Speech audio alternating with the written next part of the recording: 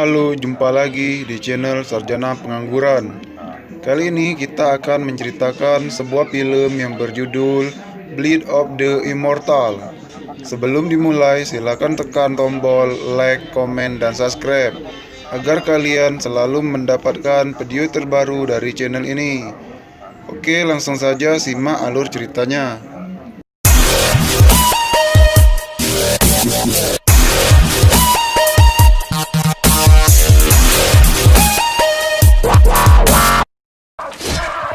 Jadi adegan film ini dimulai dengan bertempurnya dua orang samurai yang sangat jago ya kan di suatu malam, hingga salah satu diantaranya mati terkena pedang. Ya emang lazim ya di masa itu para samurai bertarung hingga mati hanya untuk menunjukkan kehebatan masing-masing man ya. Di tengah pelariannya nih, si Manji ini tiba-tiba didatangi oleh seorang nenek yang sudah hidup cukup lama men ya, selama 800 tahun ya kan. Manji pun menceritakan apa yang sudah dialami, juga apa alasan dia itu harus menjaga wanita tersebut. Alasannya karena wanita tersebut, suaminya itu sudah dibunuh oleh Manji dalam sebuah misi. Nah, sedang asiknya ngobrol nih, tiba-tiba dia kehilangan si wanita muda yang dia jaga. Ketika sedang mencari, ternyata dia itu malah dihadang oleh segerombolan samurai kayak pendekar-pendekar jalanan gitulah yang jumlahnya cukup banyak tuh. Tiba-tiba salah satu pemimpin gerombolan itu, ya karena Rin waktu itu sedang berada di dekatnya nih, ya langsung aja udah dia bunuh ya kan, dia bunuh. Nah, justru itu adalah kesalahan terbesar dia tuh, karena dengan terbunuhnya Rin, akhirnya si samurai abadinya tuh si Manji ini menjadi sangat marah men ya. Akhirnya dia pun bertempur melawan gerombolan tersebut tuh, gerombolan yang wow ngeri ya, jahat banget tuh. Dia bertempur habis-habisan nih, satu lawan banyak, karena jumlah mereka itu teramat sangat banyak nih, ya kan. Dengan susah payah akhirnya dia berhasil membantai semua gerombolan tersebut nih. Semua anggotanya dia bantai habis tanpa sisa ya kan. Tersisa cuma satu, dia sama si pemimpin gerombolan tersebut.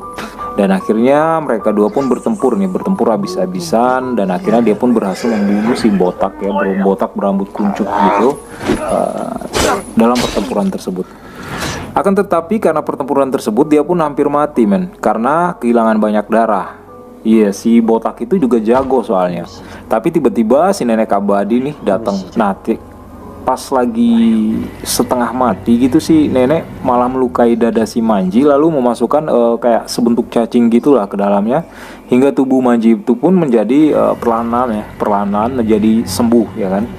Sembuh, tapi ya walaupun gak 100% tapi bisa sembuh lah kayak gitu. Masih menyisakan bekas-bekas ya kayak di muka dan di mata. Shin kemudian berpindah ke salah satu padepokan samurai. Terlihat beberapa orang ya sedang berlatih dengan penuh semangat 69 ya kan. Lalu malam pun tiba dan menyelimuti padepokan tersebut. Nah, sedang asik-asiknya makan nih, tiba-tiba ada tamu tak diundang nih. Ternyata mereka adalah beberapa samurai dari aliran berbeda yang bergabung membentuk geng kayak gitulah. Nah, maksud kedatangan mereka itu adalah meminta ketua padepokan untuk bergabung bersama mereka. Tapi si ketua pun menolak ya kan.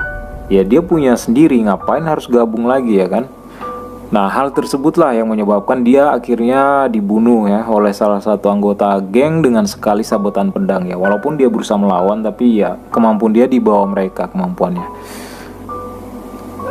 Tapi anak si ketua tidak mereka apa-apakan men. Itulah sebenarnya kesalahan mereka yang sangat besar ya. Harusnya ya kalau mau bunuh habisi semuanya kayak gitu. Wah, kejam amat. Nah, setelah kejadian malam tersebut, si anak yang dalam hatinya bertekad ingin membalaskan dendam nih malah ditemui oleh si nenek abadi ya kan. Pas si anak lagi berlatih gitu, tiba-tiba nenek abadi datang nih, kucruk kayak gitu.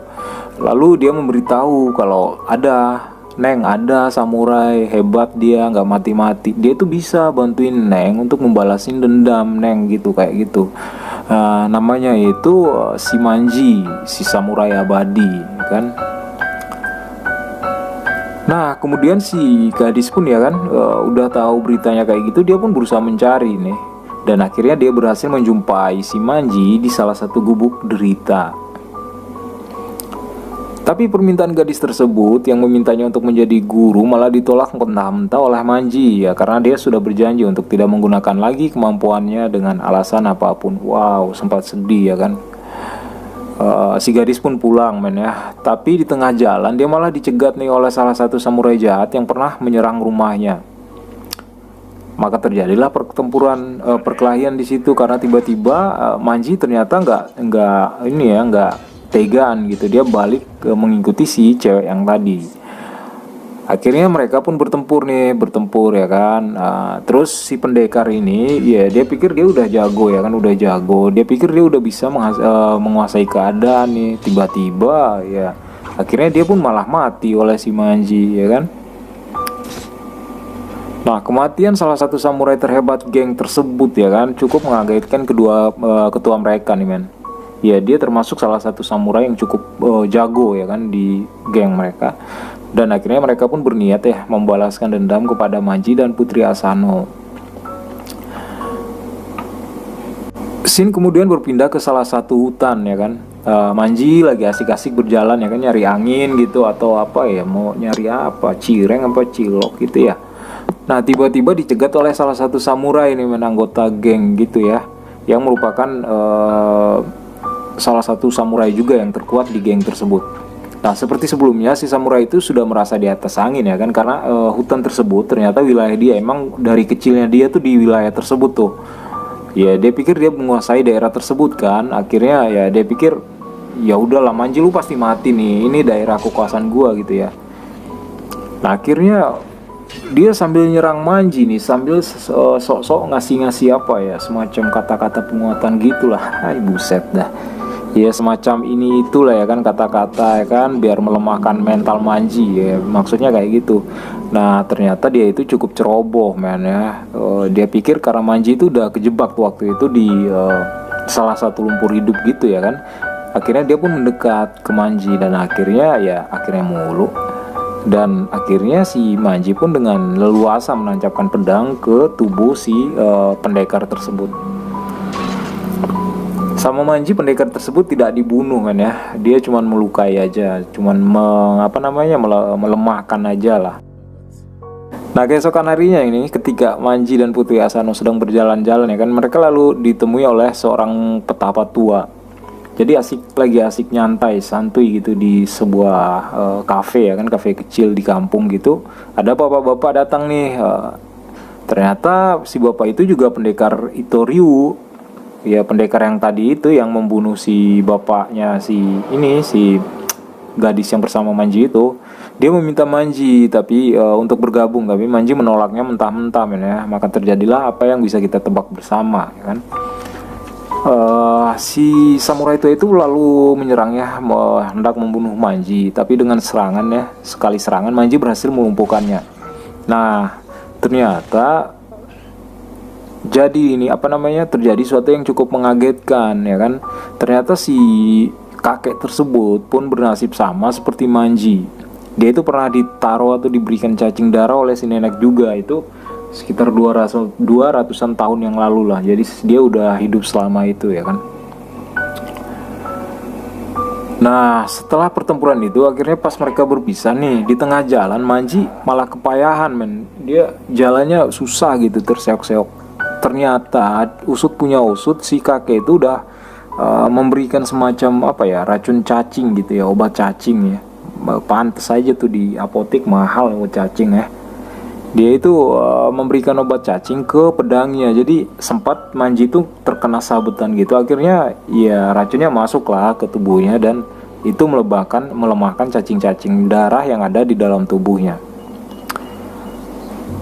Nah saat dia melemah tersebutlah si putri kemudian diculik oleh si bapak-bapak tadi. Tapi karena rasa sayangnya Manji nih kepada putri tersebut, walaupun ya badannya udah terseok-seok, akhirnya dia pun menyusul. Maka terjadilah pertarungan sengit antara dua samurai abadi yang sedikit aneh sih, karena keduanya itu saling sabet nih. Jadi shoot ya, cuman saling sabet aja kayak gitu, tanpa sedikit pun berniat menghindar kayak gitu. Ya mungkin karena dipikir sama-sama bakal hidup abadi ya kan. Nah udah capek nih saling sabet ya kan, pedang udah ditancekin berbiji-biji gitu ke tubuh masing-masing. Akhirnya si kakek ini malah membiarkan nih Manji memotong-motong tubuhnya menggunakan pedang yang sudah diolesi racun. Ya pedang si kakek juga sih. Dia cuman nada aja gitu sambil senderan di pohon, terus Manji menebas semua badannya, zut zut zut zut, zut. Lah terpotong semuanya kan, badannya, kakinya apa, cuman tertinggal pinggang ke atas men ya, cuman tersisa pinggang ke atas. Jadi dia masih bisa ngomong. Waktu Manji nanya nih, "Pak, kenapa nggak mau ngindar? Kan gue tebas tadi, harusnya bapak bisa ngindar nih." Terus dia cuman ngasih alasan, "Gue udah lelah, nak, hidup udah 200-an tahun, udah lelah banget. Gue udah 5 kali ya gonta-ganti istri, dan gue punya banyak temen ya kan, mereka udah mati semuanya, dan gue ini masih hidup-hidup aja kayak gitu." Nah, scene kemudian berpindah lagi ke sebuah kafe. Di sana tampak si Manji sedang ngopi-ngopi gitu, santai gitu ya kan, sambil makan gorengan gitu. Tiba-tiba datang nih si Putri Asano menjemput. Nah, di tengah jalan mereka malah dicegat oleh salah satu pendekar wanita ya. Pendekar Itoriu juga sih dia. Setelah menyuruh Putri Asano pulang terlebih dahulu, terjadilah pertarungan sengit antara keduanya. Kali ini Manji harus kalah karena emang cacing dalam tubuhnya itu semakin melemah men. Bahkan karena pertempuran tersebut, dia sempat kehilangan salah satu tangannya akibat sabetan pedang si wanita tersebut. Nah untungnya pas di akhir pertarungan nih, si wanita kemudian tersadar bahwa ia itu tidak seharusnya melakukan hal tersebut ya kan. Ditambah lagi dengan kedatangan Putri Asano secara tiba-tiba yang kemudian ikut menyadarkan si wanita tersebut, "Kak, jangan bunuh lagi," kayak gitu kira-kira Putri Asano ya bilang ya. Akhirnya si wanita tersebut pun pergi dan membiarkan Manji tetap hidup. Di suatu pagi yang begitu cerah ya kan, Manji sedang berjalan-jalan di hutan sekalian nyekar ke kuburan Machi. Machi itu ya nama wanita yang dia lindungi pertama tadi ya kan. Nah dia jalannya sama Putri Asano, cuman terpisah jalan gitulah mereka berdua. Putri Asano tidak sengaja nih malah bertemu pemimpin geng yang telah membunuh ayahnya, si itu tadi tuh, si ketua Itoriu.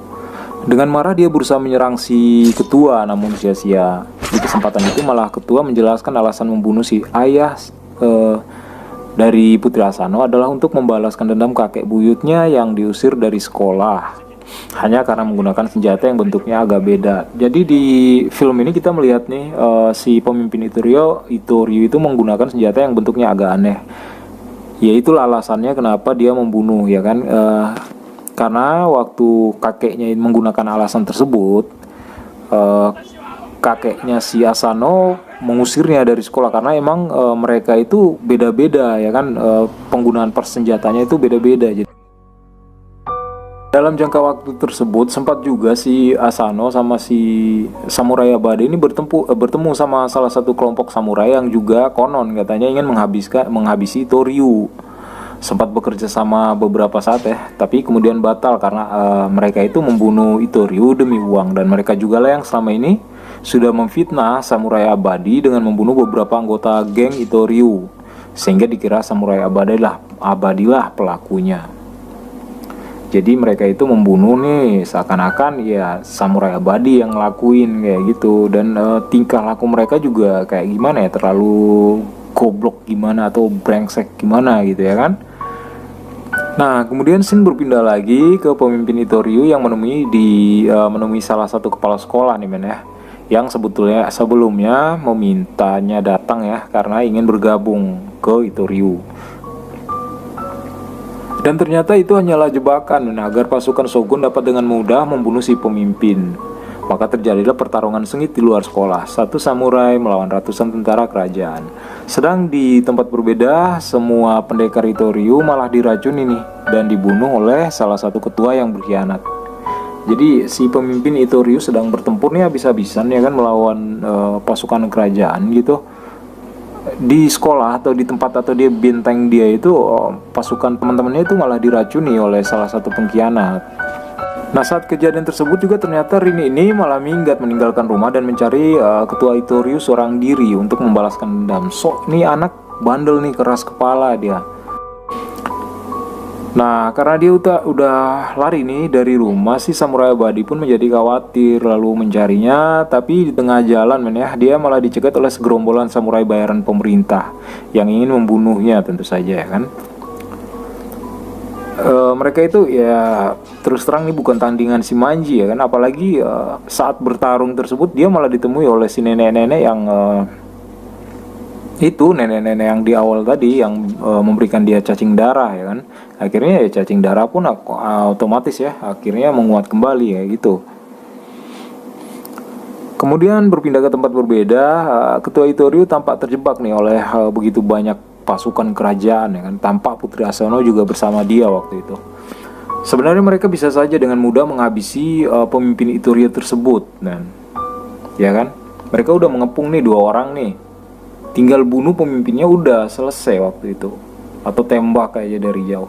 Cuman gebleknya si ketua ini, si pemimpin pasukan ini, dia malah menyuruh menghabisi terlebih dahulu tuh Putri Asano. Nah ini salahnya, karena di saat tersebut tiba-tibalah muncul si samurai abadi yang beranggapan bahwa melindungi Tuan Putri adalah kewajiban dia ya kan, kewajiban baginya untuk membalas atau menebus kesalahan dia di masa lalu.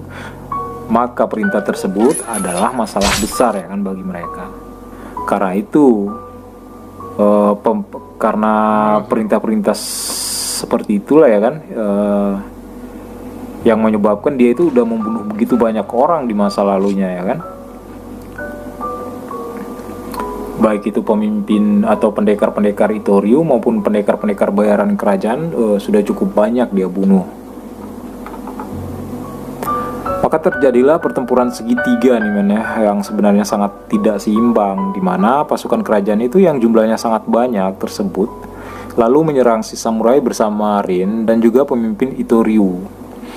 Nah, pasukan kerajaan menang di jumlahnya tapi tidak dengan kemampuannya ya kan. Akhirnya satu persatu pun tumbang bersimbah darah, ditebas, disambit gitu, pokoknya ngeri lah. Nah, baik pasukan yang coba menyerang Rin maupun pasukan yang coba membunuh ketua Itoryu itu banyak sekali yang bertumbangan akhirnya. Tapi hampir saja si pemimpin Itoryu itu mati tertembak ya kan, karena adalah pasukan-pasukan yang bersembunyi. Andai saja tidak ada samurai mantap anak buahnya yang membantunya, walaupun akhirnya dia harus meninggal terkena tembakan. Si pemimpin itu pun selamat ya. Kemudian dia lalu bertarung nih melawan pasukan pemimpinnya pasukan yang telah mengkhianatinya dengan meracuni semua anak buahnya ya waktu itu. Setelah bertarung beberapa saat, pengkhianat itu pun harus mati di tangannya. Nah, sekarang tinggal hanya mereka bertiga. Kagesa, si pemimpin Itoryu, Manji, si samurai abadi, dan Putri Asano, si anak yang orang tuanya dibunuh. Maka terjadilah pertarungan hidup mati antara Kagesa melawan Manji. Pertarungan menjadi panjang dan melelahkan ya, karena keduanya adalah samurai yang sama-sama memiliki kemampuan ekstra ya kan. Tapi kemudian Kagesa akhirnya terdesak. Ya Manji walaupun gimana dia udah hidup lebih lama dari Kagesa ya kan. Tentu dia udah belajar lebih banyak lah. Saat Manji meminta Putri Asano untuk membunuh Kagesa, awalnya si Putri ini menolak. Ya nggak enak juga ya kan, orang udah terdesak gitu ya kan. Tapi kemudian saat dia ingin membunuh Kagesa nih, Kagesa malah balik menyerang dia men. Untung saat itu ada Manji yang kemudian menghalangi ya kan. Dengan konsekuensi harus terkena hujaman senjata Kagesa. Ya cukup menyakitkan juga sih. Nah, saat senjata Kagesa menancap di tubuh Manji, kesempatan ini pun kemudian diambil oleh Putri Asano untuk menikam sebilah pisau ya kan, menikamkan sebilah pisau ke tubuh Kagesa yang menyebabkan Kagesa pun meninggal saat itu juga.